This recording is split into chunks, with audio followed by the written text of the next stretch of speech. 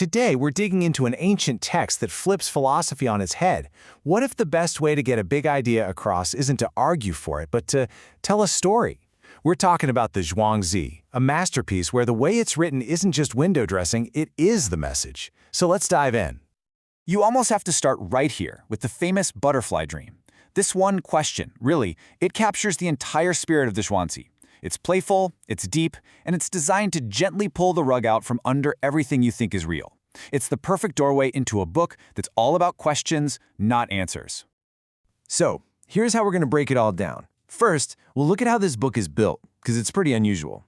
Then, we'll get into the actual tools it uses to mess with our thinking. From there, we'll see those tools in action with some amazing stories. And finally, we'll track its influence through time.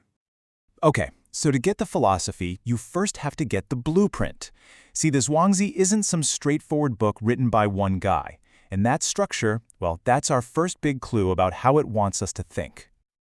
The book we hold in our hands today? It's actually a collection, an anthology, with writings from way back in the Warring States period. It was all pulled together and edited about 600 years after its namesake, Master Zhuang, even lived. A scholar named Guo Xiang took this big collection of 52 chapters and trimmed it down to the 33 we have now.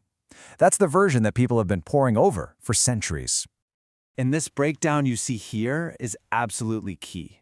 Most scholars agree that only those first 7 sections, the inner chapters, are the real deal, the stuff that came directly from Master Zhuang himself. That's the philosophical core. The Outer and Miscellaneous chapters, those were likely added later by students and followers. Knowing this is super important because it helps us zero in on that authentic original part of the book. So how does this book actually do what it does? How does it work on us, the readers? Well, the Zhuangzi power comes from a very specific set of literary tools. And these aren't just for making things sound nice. They are precision instruments, and they're designed to take apart our rigid, normal ways of thinking. The number one tool in the toolbox is the parable. The whole book is packed with these short, often funny little stories, and this was a totally deliberate choice. Instead of just giving you a list of rules or telling you what to believe, the parables let you circle around an idea. They let you discover the point for yourself without ever feeling like you're being lectured. And this right here shows you just how different that was. Think about it. At the time, other big schools of thought like the Confucians were writing these very direct, very systematic, and, let's be honest, kind of preachy texts. The Zhuangzi went in the complete opposite direction. Its playful, story-first approach was meant to be this breath of fresh air, a total escape from all that rigid certainty. So the parable isn't working alone, it's part of a whole kit. You've got paradox to trip up your logical brain. You've got humor and irony to make these huge ideas feel approachable. And then you have this incredible, evocative imagery that just yanks you out of your everyday world and completely shifts your perspective. All right, enough talk. Let's see these tools in action. Some of the most memorable stories in the Zhuangzi are designed to do one thing and one thing only, to completely blow up your sense of scale and what you think is important. The book literally opens with this story on the peng, a mythical bird that is just mind-bogglingly huge. It starts as a giant fish, then transforms and takes flight. Its wings are like clouds filling the sky, and its journey covers thousands and thousands of miles.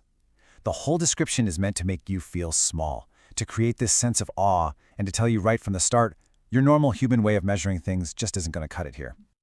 But then, the story does something brilliant. It contrasts the peng's massive viewpoint with that of a tiny cicada, who literally laughs at the bird for flying so far. The point isn't that the bird is right and the bug is wrong. No, the point is to show that all viewpoints are relative. There's great knowledge, and there's small knowledge. By showing us this massive, cosmic scale, the story is nudging us to get beyond our own small, petty concerns. We see this exact same theme, this flipping of values, in the story of the useless tree. There's this giant, twisted, gnarled tree that all the carpenters ignore because its wood is totally worthless for building anything.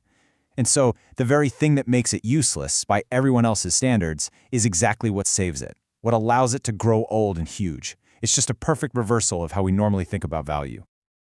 Okay, let's shift gears and look at another type of story, the allegory. These stories aren't so much about changing how you see the world, but about changing how you act in it. They're all about this ideal of spontaneous, effortless skill. One of the absolute most famous allegories is about a guy named Cook Ding. On the surface, he's just a butcher for a local lord, but the way he carves up an ox, it's not described as work, it's described as a kind of perfect flowing dance.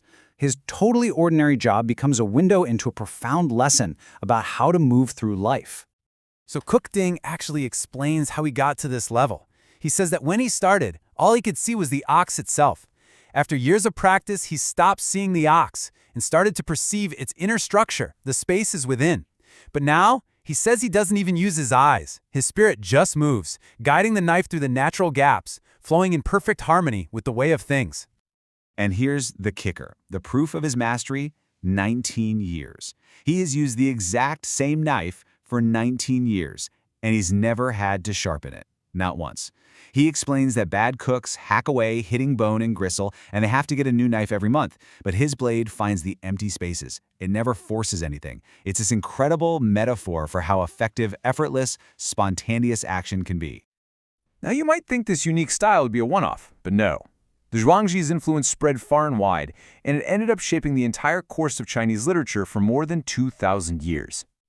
I mean, you can basically trace its DNA through some of the biggest names in literary history. From the way the historian Sima Qian told his stories in the Han Dynasty, to the wild, larger-than-life poetry of Li Bai in the Tang Dynasty, the Zhuangzi's ideas about freedom, spontaneity, and nature were this deep well that artists kept drawing from. The Song Dynasty poet Sushi is a fantastic example. He was very open about trying to capture that Zhuangzi spirit in his own work. He hated anything that felt forced or artificial. He even described his own writing process as a natural outpouring of his heart, just like a bird singing its song. That's a direct echo of that ideal of spontaneous action we saw with Cook Ding. Which brings us right back to the main point of all this. The Zhuangzi isn't a philosophy book that just happens to use stories to make its points. It's a book where the stories themselves are the philosophy. The form, the style, the medium, that is the message. When you put it all together, you see how it works. The parables help you get around your own rigid arguments. The paradoxes short-circuit your logical brain. The allegories give you a feeling, an actual experience of a different way of being. The literary style isn't just describing freedom from fixed thinking, it is actively teaching it. And that right there is the enduring genius of the Zhuangzi. It manages to take this huge, abstract, almost impossible to describe concept of the way and makes it real. It turns it into stories that are fun, accessible, and at the same time powerful enough to shake the very foundations of how you see the world. The book doesn't just tell you there's another way. It invites you in to experience it for yourself.